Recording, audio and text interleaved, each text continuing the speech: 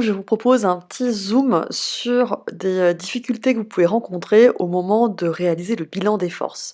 D'ailleurs, quand on n'est pas encore experte et expert en la matière, j'ai envie de dire, bien souvent, on vous conseille de commencer par une étape au préalable qui consiste à recenser les interactions dans lesquelles le système étudié est impliqué. Alors, pour fixer mes propos, je vous propose qu'on parte d'un contexte qui vous est peut-être familier.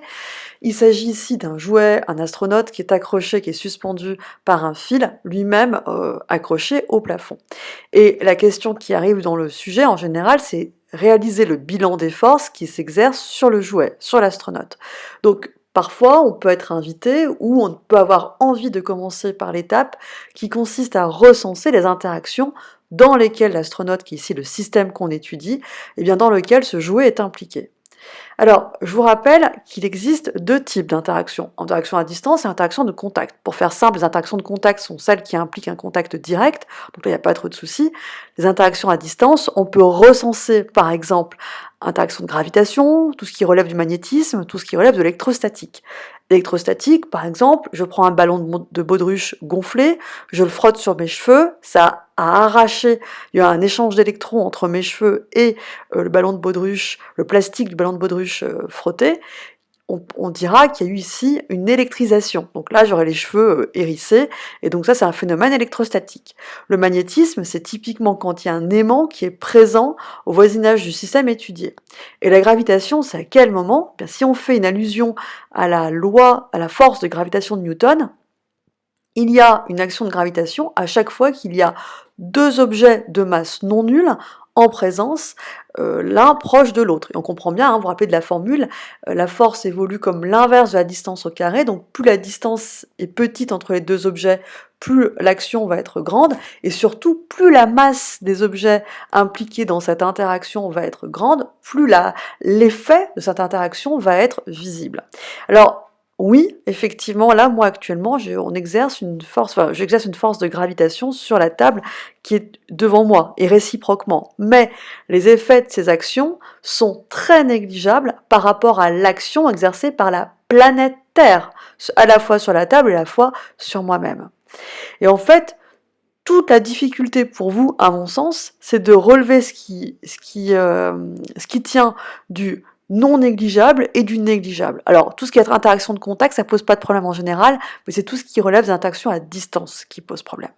Alors, je reviens dans le contexte du sujet, et par exemple, je peux voir comme réponse à la question recenser les autres systèmes avec lesquels l'astronaute est en interaction, préciser dans chaque cas s'il s'agit d'une interaction à distance ou de contact. Voici une proposition d'élève. L'astronaute est en interaction à distance avec le plafond et avec la Terre, et en interaction de contact avec le fil.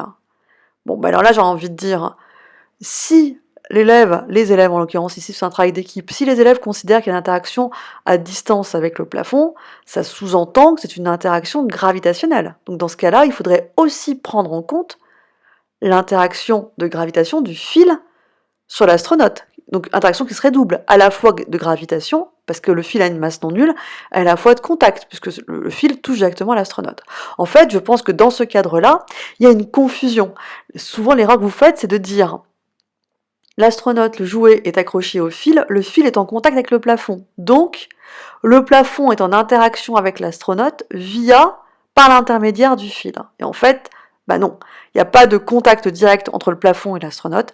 La gravitation exercée par le plafond sur l'astronaute est très très négligeable, elle est même pas perceptible et réciproquement. Donc on ne va pas en tenir compte.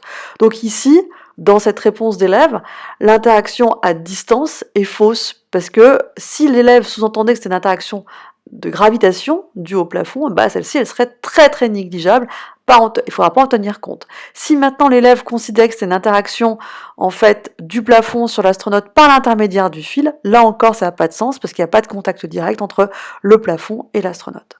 Autre situation qu'on peut proposer, c'est l'air.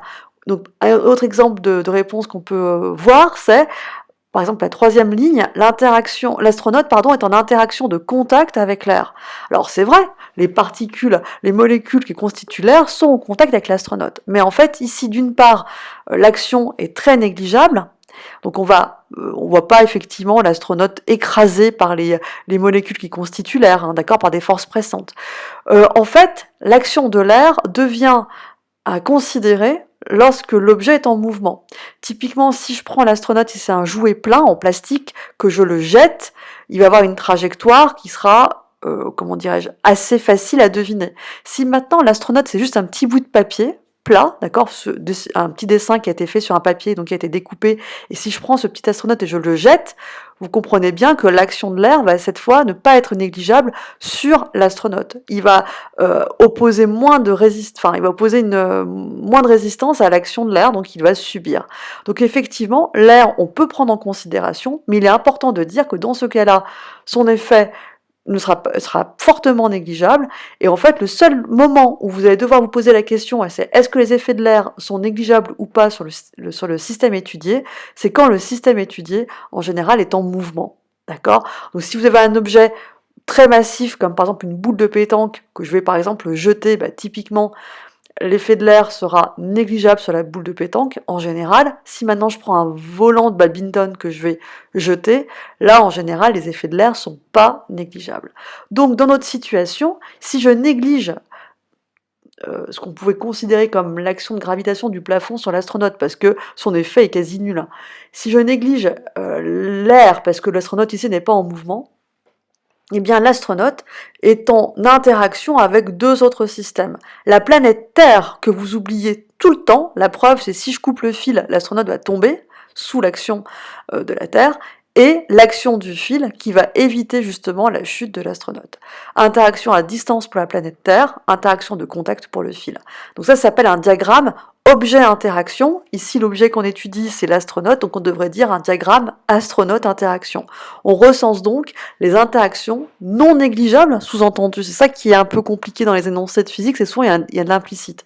Donc, les interactions non négligeables que subit dans lesquelles est impliqué l'astronaute, ici le petit jouet. Donc quand on note le diagramme, en général, on souligne le système étudié pour que ce soit plus clair, d'accord? En revanche, si je vous demandais de recenser les interactions dans lesquelles le fil est impliqué, eh bien j'aurais mis l'astronaute, le plafond et la planète Terre.